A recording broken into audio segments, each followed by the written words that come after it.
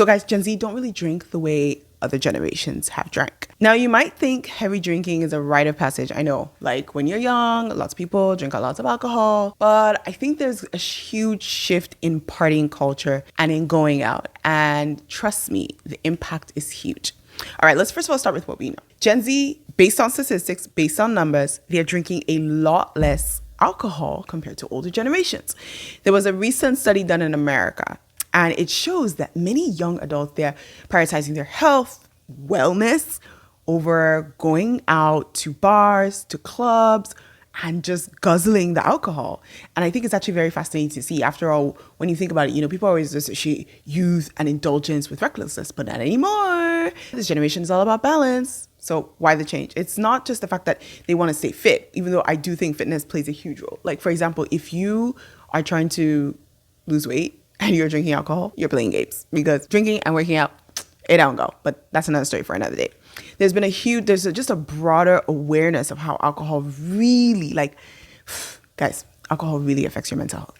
It also triggers anxiety. It also triggers depression. And it's like Gen Z just has this idea, and they have an understanding that they don't want to have to deal with the hangover, and they don't want to have to deal with the fact that the hangover causes not only a physical hangover, but an emotional hangover. And it really isn't worth it. And who can blame them? Like, really, who can blame them? Because in this day and age, it's mental health that everyone is battling with and mental health that everyone is fighting against. And you really just have to be very cautious. You need to be responsible. You need to take ownership of your life to make sure that you're making decisions that are responsible and are healthy. But here's the thing. Gen Z are drinking less, but the alcohol industry, they will never go broke, right? They just won't. Even with this trend, alcohol companies are being very smart about how they're making sure that they're staying in the game. So, for example, there is now low alcohol beverages. And of course, I know some of you have already seen and heard about these non-alcoholic beers and the seltzers and the, low sugar drinks or the skinny drinks. The brands are trying to make sure that they're going to meet where Gen Z are and make sure that they're going to address the fact that, it might be affecting their pockets.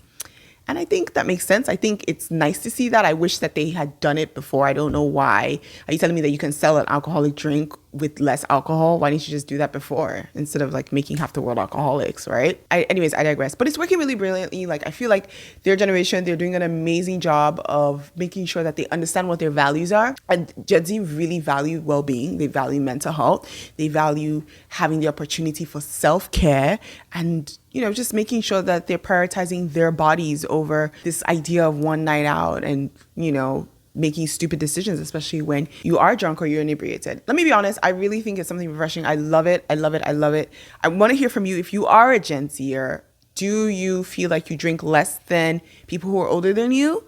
Do you feel like you and your friends drink less? Do you think that this survey is not accurate? I mean, it was a survey that was done and it says, based on the data that Gen Z are drinking a lot less. I will say this. I also think the reason why Gen Z are drinking less is because of the cost of living has also gone up. And I say that because at the end of the day, everything's really expensive. And when things are expensive, you are going to prioritize what is important in your spend. So anything that is not a necessity, you'll be weeded out from your budget. Number two, Gen Z also tend to live at home, again, because of the cost of living is so high, because living by yourself is really becoming unattainable, right? It's low-key becoming unattainable because the cost of living is so high. So you're going to find that a lot of Gen Z people are actually living at home. A lot of people do not want to go out, come back drunk, all of that. And, because they're living with their parents. So I think that the social activity is not as strong. Leading to social activity, I think also in general, I think a lot of people are just not as social as they used to be because of phones, because, there's just a shift in the way people understand friendships and mindsets, because a lot of people are now beginning to live in silos. And when you have social media, you feel like you could constantly be surrounded by people, but it also feels like there's not as much socializing happening. So I think these are some of the reasons why also that people are beginning to drink less, especially their generation. Because also when I think about it, when I was in my 20s, at the end of the day, and when I say this with a disclaimer, I've never been someone who drank much, to be honest, I could really care less. But because I'm just thinking about it, and I'm like, when I was in college, people drank to a stupor, but people also just went out a lot and they socialized a lot and they hung out with friends a lot because social media had just literally started, right? So at the end of the day, there was not this idea of, oh, let's meet up online. It was, let's meet in person, let's have a good time, let's have fun.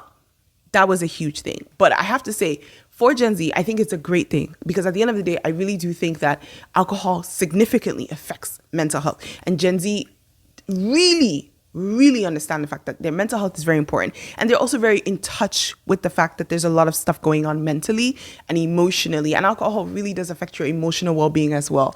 Like it makes your anxiety higher. It triggers your emotions, like there's just stuff that's really happening internally when you're a heavy drinker. But a lot of the alcohol brands, I love to see it. I love to see that the non-alcoholic brands are coming out. I've seen the non-alcoholic wines are coming out. I think it's amazing.